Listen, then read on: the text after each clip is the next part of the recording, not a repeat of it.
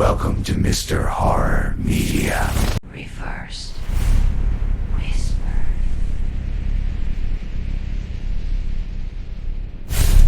Enter if you dare come. There is a memory inside your mind right now when you have never questioned. Maybe it's the night your father came home and something was different about him and you've never been able to say exactly what. Maybe it's a conversation you had with someone who is no longer alive, words you hold on to because they were the last ones. Maybe it's something smaller, a room you grew up in, the smell of a specific afternoon, a face in a crowd that you still think about years later for reasons you can't entirely explain. You believe in that memory, completely, unconditionally, the way most people believe in very few things in their lives. Now I need you to sit with something uncomfortable. Neuroscientists at some of the most respected institutions on Earth, Harvard, MIT, Oxford, UC Irvine, have spent the last 40 years running the same experiment in different forms with different subjects in different countries, and every single time they arrive at the same conclusion. Your memory is not a recording. It is not a file. It is not a photograph. It is not a video stored somewhere safe inside your brain that plays back faithfully every time you press play. Your memory is something far stranger, far more fragile, and once you understand what it actually is, far more frightening than anything anyone has ever tried to scare you with. Because here's what it actually is. Every time you remember something, you are rebuilding it from scratch, using whatever emotional state you're currently in, using whatever you've been told since the event happened, using whoever you've become in the years between then and now. And when you're done, you store that rebuilt version back in its place, overwriting the original, which is already gone. Which means the memory you access isn't the event. It's the last time you remembered it. And someone who understands that, someone with the right knowledge and the right access to you, can reach inside that process and change what you remember. Not hypothetically, not in science fiction. In documented, peer-reviewed laboratory studies that have been replicated dozens of times across 4 decades, this has already happened to people who were absolutely, unshakably certain it hadn't. And the most unsettling part, the part that I want you to hold in your mind for the next 20 minutes, is that you would never know. To understand what memory actually is, you have to first understand what scientists thought it was, and why that belief was so intuitively, so stubbornly, so catastrophically wrong. For most of human history, people imagined memory as something like a library. You experienced something, and the experience was filed away, intact, labeled, retrievable. When you needed it, you went to the shelf, pulled it out, read from it, and put it back. The librarian inside your head was careful, meticulous, trustworthy. This model felt right. It felt right because memory feels vivid. It feels specific. When you close your eyes and picture the house you grew up in, you don't feel like you're guessing. You feel like you're there. But in 1974, a cognitive psychologist named Elizabeth Loftus began pulling at a thread that would eventually unravel the entire library. Loftus showed research subjects film footage of car accidents. Simple, controlled, unambiguous footage. Then she asked them questions about what they'd seen. But the questions weren't neutral. Some subjects were asked, how fast were the cars going when they hit each other? Others were asked, how fast were the cars going when they smashed into each other? One word. That was the only difference. The subjects who heard the word smashed consistently estimated higher speeds, speeds that were not consistent with what they had actually watched. But that wasn't the most disturbing part. When Loftus followed up a week later and asked whether subjects had seen broken glass in the footage, there was no broken glass in the footage. The subjects who had heard smashed were significantly more likely to say yes. They didn't just remember the speed differently, they remembered objects that did not exist. Loftus would spend the next 50 years documenting this, the malleability of human memory, the ease with which it could be shifted, sculpted, and quietly replaced. And she wasn't working in a theoretical vacuum. Her findings would eventually reach a courtroom. But we'll get to that. First, I need you to understand the mechanism, because once you understand how it works, the world around you starts to look slightly different.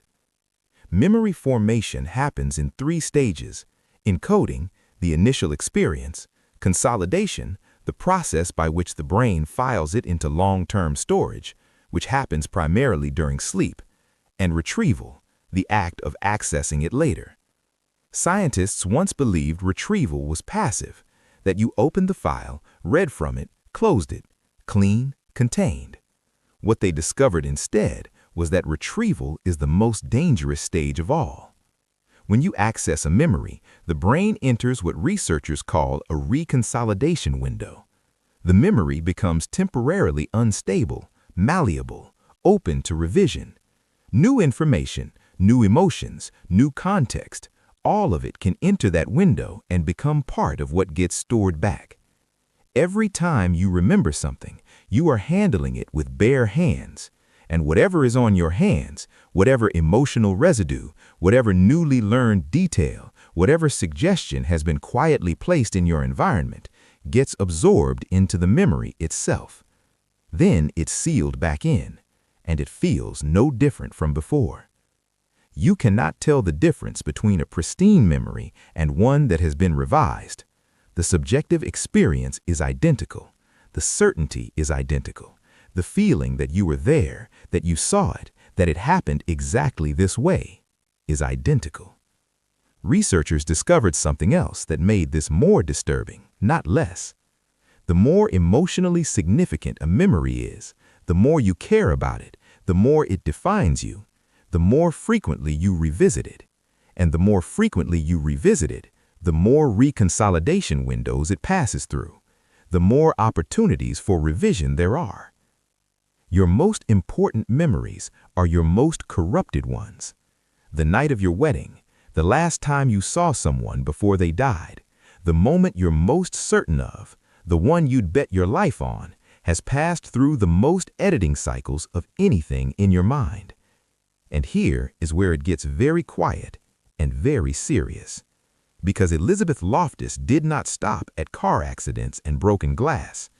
In the early 1990s, she began asking a question that no one in her field wanted to ask out loud. Can a memory be created from nothing at all? Can you give someone a complete, detailed, emotionally vivid memory of something that never happened? The answer, as Loftus and her colleagues would methodically, carefully, and irrefutably prove, was yes. The study is known as the Lost in the Mall experiment. It is one of the most cited, most replicated, and, if you understand what it actually demonstrated, one of the most unsettling experiments in the history of cognitive science. The method was straightforward. Loftus and her team worked with adult subjects who agreed to participate in a memory study. Each subject was given a small booklet containing 4 short narratives, stories about things that had supposedly happened to them during their childhood, drawn from accounts provided by close family members. 3 of the 4 stories were real, actual events, confirmed by relatives. The 4th story was completely fabricated. The false memory was always some version of the same thing, a detailed account of the subject getting lost in a shopping mall as a young child, being separated from their family, feeling frightened, being found eventually by an elderly stranger who helped them reconnect with their parents. It had never happened. The subjects read the booklet. They were then interviewed multiple times over the course of the study, asked to recall details from each story, encouraged to think back, to try hard, to let any fragments surface. By the end of the study, approximately 25% of subjects had developed clear, detailed memories of being lost in that mall. They remembered how they felt. They remembered what the stranger looked like. Some remembered what they were wearing. Some remembered specific stores they'd walked past, specific sounds, specific smells. One subject said, "I remember that, and I was so scared." He was not in a shopping mall as a child. The event did not occur. He had been given a suggestion, a scaffolding of detail, repeated gentle prompting, and his brain had done the rest. But that's not the part that should frighten you. What should frighten you is the second discovery. When subjects who had developed false memories were told at the end of the study that one of the 4 stories had been fabricated and were asked to guess which one, most of them did not guess the mall. Some of them refused to believe it, even when Loftus and her colleagues explained patiently, explicitly, that the event had never happened and had been constructed specifically for the study. Subjects pushed back. "But I remember it. I can still see the mall. I remember the old man's face." The knowledge that the memory was false did not dissolve it. It remained, sitting there, feeling real, competing with reality in a way that some subjects found genuinely disorienting. Memory, once formed, real or fabricated, resists correction. The Lost in the Mall experiment was replicated, then replicated again, across different countries, different cultures, different age groups. The percentage of subjects who developed false memories ranged from 15 to over 30%, depending on the study, but the core finding never changed.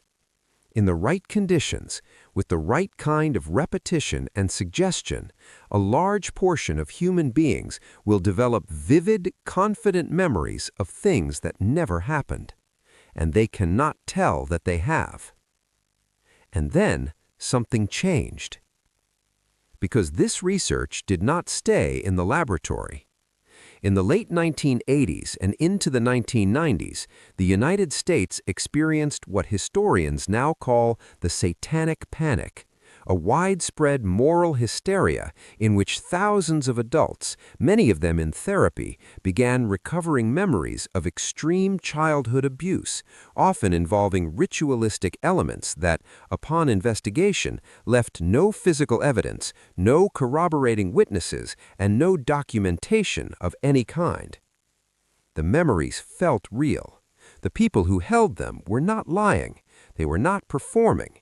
They were often in genuine distress, people who had trusted therapists and therapeutic processes that, with the best intentions, used techniques that Loftus and her colleagues would identify as catastrophically prone to memory implantation.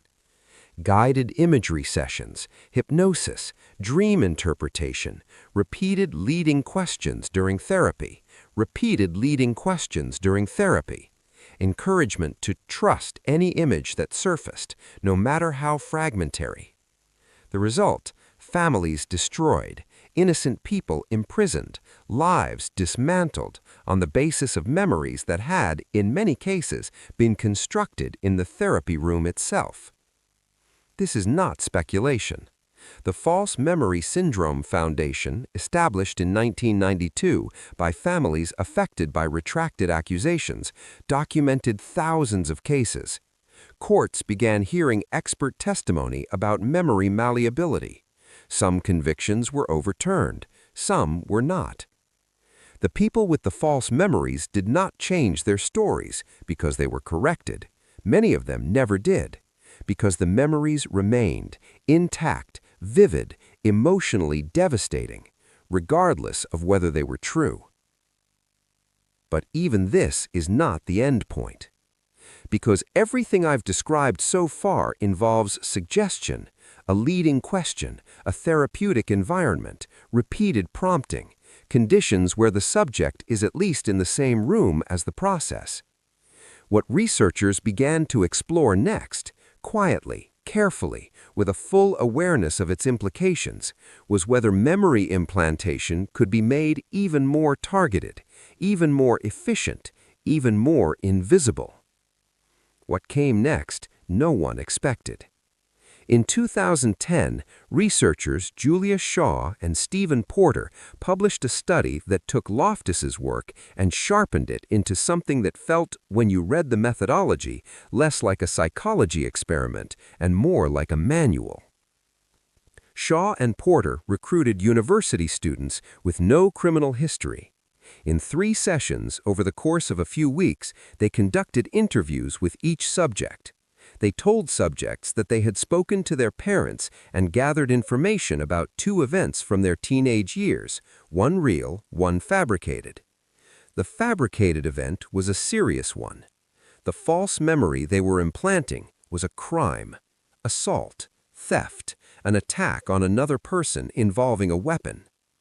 By the 3rd interview, 70% of subjects had developed detailed, confident memories of committing a crime they had never committed. 70%. Not a vague impression, not an uncertainty, a memory, with details, with emotional texture, with timeline, with context. Subjects described their own emotional state during the crime. They described the other person involved. Some described what they said. Some described trying to justify their actions in the moment, the internal logic of a thing that never happened, constructed in real time by a brain doing what it was designed to do, making sense of the past, filling in the gaps, being certain. Shaw and Porter noted something that deserves to sit with you for a moment. The subjects who developed the most elaborate false memories, the most detailed, the most confident, the most emotionally real, were those with the highest scores on measures of imagination and mental imagery ability. In other words, the more vivid your inner world, the more gifted you are at creative thought, the better your mind is at constructing rich internal experience, the more susceptible you are to this. Intelligence does not protect you. Creativity does not protect you. Education does not protect you.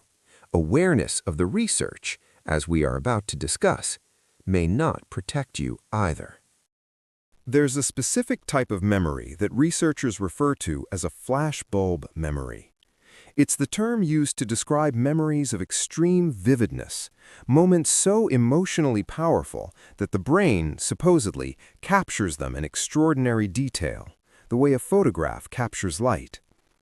The assassination of a president, the moment you heard catastrophic news, the exact position you were in, the exact room, the exact quality of the light, when everything changed.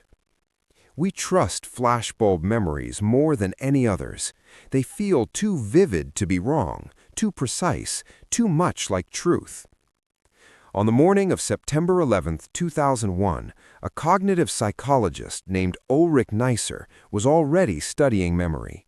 He had been doing it for decades, and he understood in a way most people did not that the events of that morning would produce flashbulb memories in essentially every person who witnessed them, in person, on television, or through any other medium.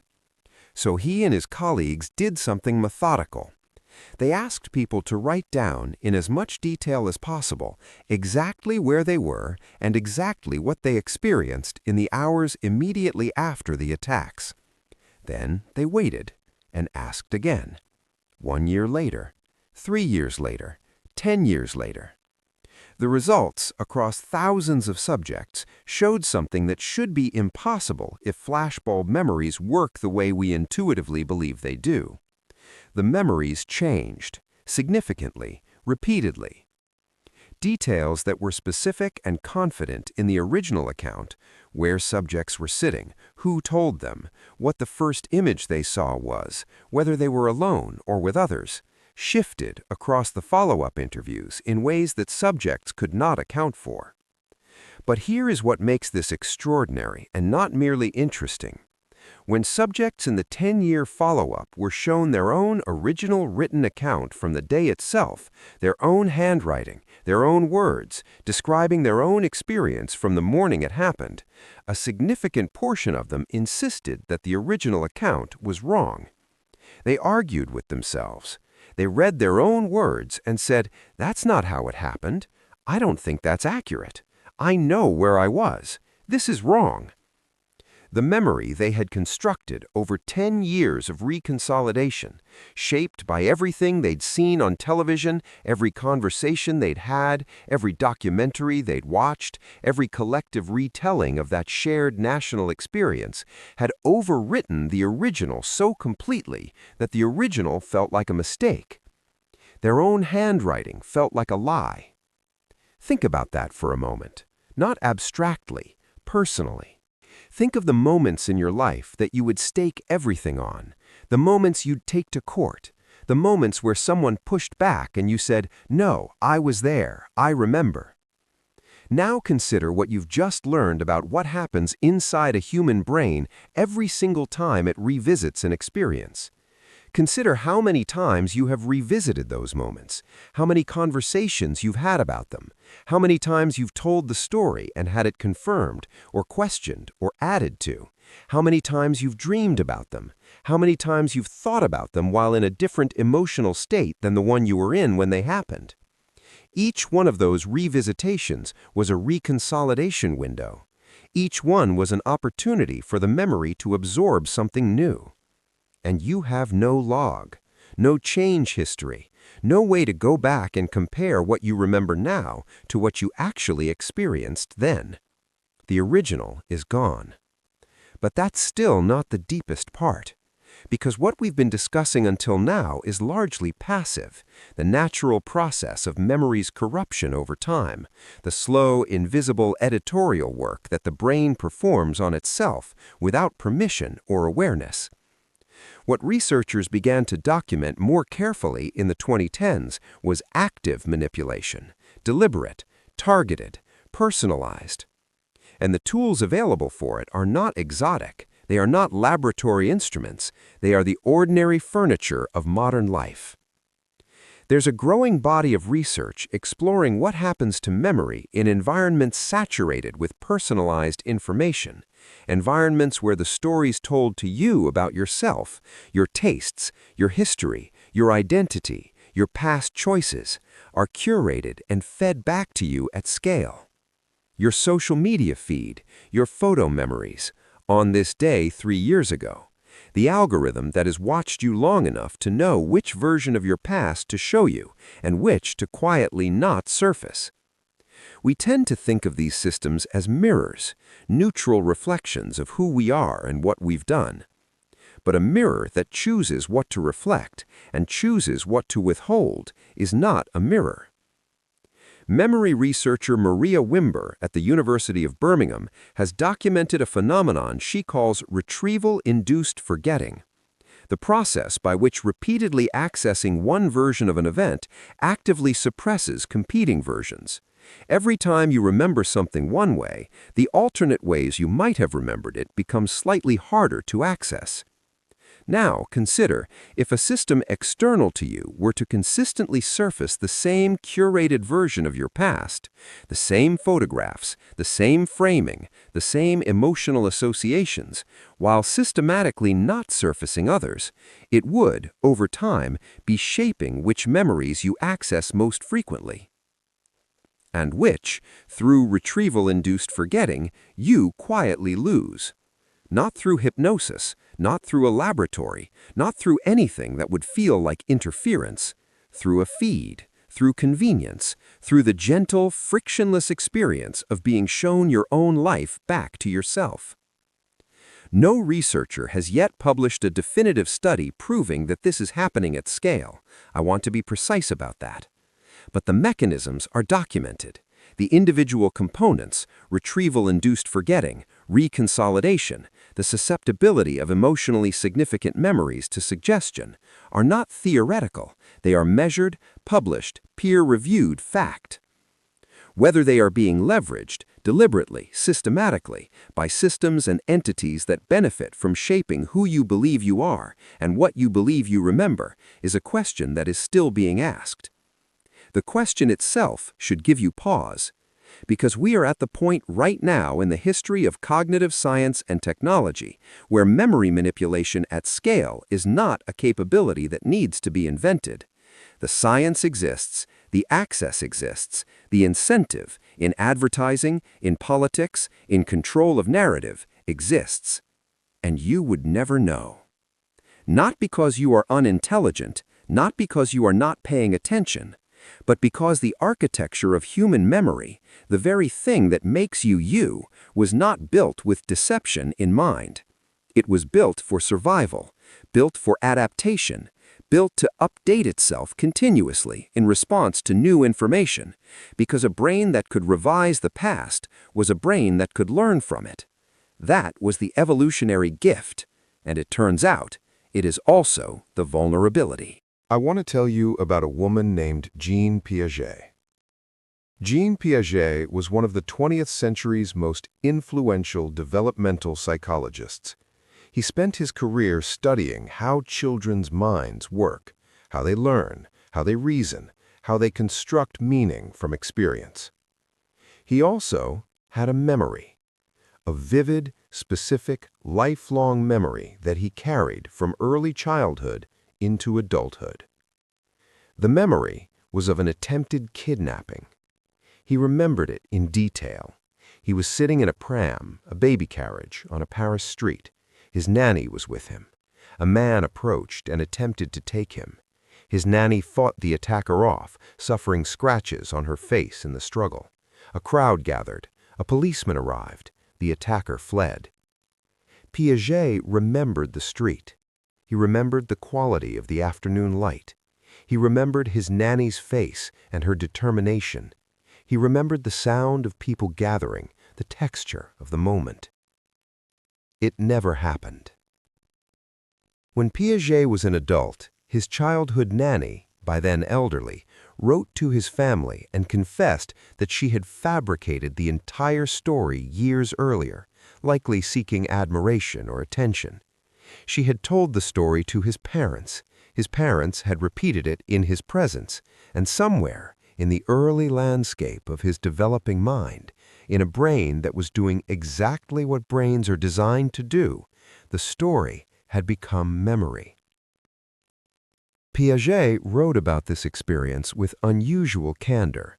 He wrote that the memory felt entirely real, that he had no subjective sense of it being different from any other memory, that knowing, intellectually, that it had not occurred did not make the memory disappear or feel less vivid.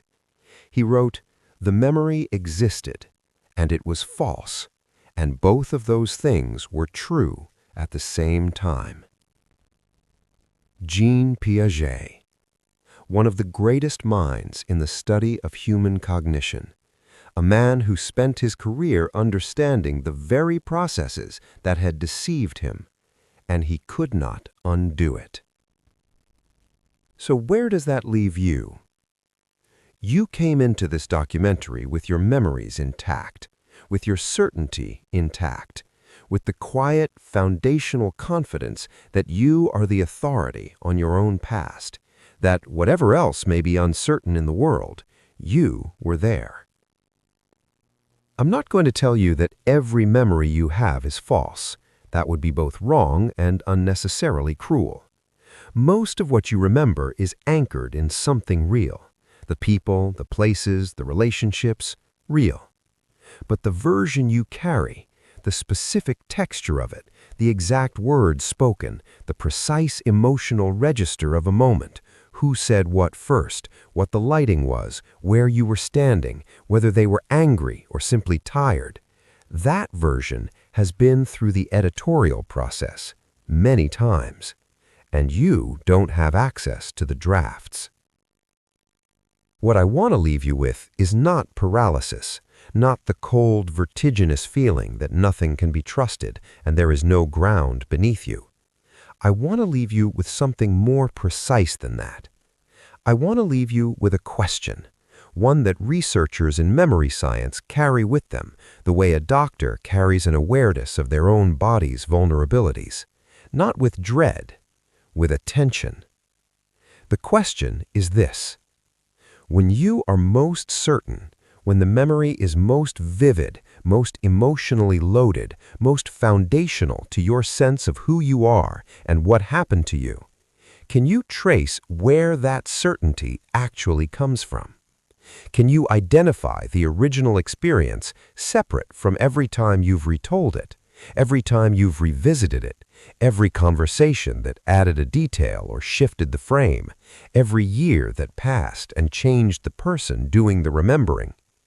Most people, if they're honest, cannot. And the researchers who have spent their careers in this field, people who know the mechanisms better than anyone alive, include themselves in that. Elizabeth Loftus, in an interview late in her career, was asked whether her own memories had been affected by what she knew, whether understanding the science had given her any protection. She paused for a moment before answering. She said she had a memory of being told as a young girl that she had discovered her own mother's body after a drowning, a traumatic, defining memory, one she had carried for years. Years into her career, she learned the memory was false. Someone else had found her mother. She had been told the story, possibly to protect her from something worse, and the story had become memory. She said she knew intellectually that it had not happened. She said the memory remained anyway. The most unsettling thing about human memory is not that it can be changed from the outside, not that a researcher in a laboratory can give you a crime you never committed, or a mall you were never lost in, or a kidnapping that never happened on a Paris street. The most unsettling, the thought I'll leave you with tonight, is that you cannot step outside your own memory to check it against the truth. There is no position from which you can observe your own memories objectively, no vantage point that isn't itself made of memory, no self that exists outside the past it has constructed. You are in part what you remember, and what you remember, at least in the precise, specific, unrevised form in which things actually happened, is already gone. All that remains is the version you've built, the draft that feels like the truth, the reconstruction that no longer knows it is one. I don't know what memory you'll think of tonight when you're trying to sleep. I don't know which certainty will feel slightly less certain than it did an hour ago. But I think you know. I think there's one already surfacing. Think about it carefully, and then ask yourself, how many times have you already remembered it? If this kind of content, the kind that doesn't let you look away and doesn't let you go after it ends, is what you came here for, then you already know what to do. Subscribe. Because what I have next, something that begins with a case study in sleep science that will make you reconsider every night you've slept next to someone you trusted, is something you should not come too late.